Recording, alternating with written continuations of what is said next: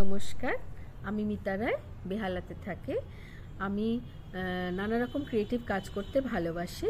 আমার ক্রিয়েটিভ কাজগুলোর মধ্যে কবিতা পাঠ একটা বিশেষ জায়গা জুড়ে আছে।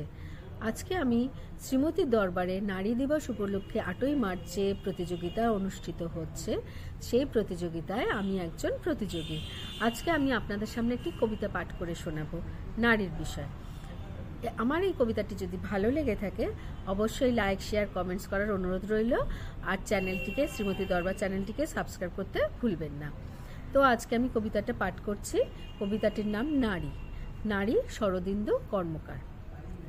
মানুষ কেন বলে মোদের নারীর নিজস্ব নাই কিছু, আমি তো দেখি জগৎ চলে নারীর পিছু পিছু। বাপের ঘরে লক্ষ্মী আমি, স্বামীর ঘরে অন্নপূর্ণা, ছেলের ঘরে জননী আমি, আমি ছাড়া সংসার অসম্পূর্ণা। আমার থেকে আপন করতে আর কি কেউ পারে? বাপকে ঘর ছেড়ে এসেও পরকে বাঁধি ঘরে।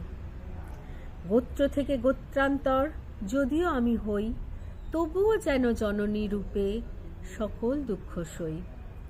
ভারত মাতা সেও নারী, নারী জগৎধাত্রী। নারী হলো এ জগতের সবার জগৎধাত্রী। পুরুষতান্ত্রিক সমাজ তাই পুরুষকে বড় করে।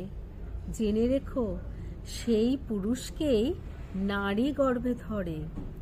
মহাকাল আমার পদতলে শায়িত চিরকাল, আমি ছাড়া এ জগতে সংসার সবই হবে অচল। নমস্কার।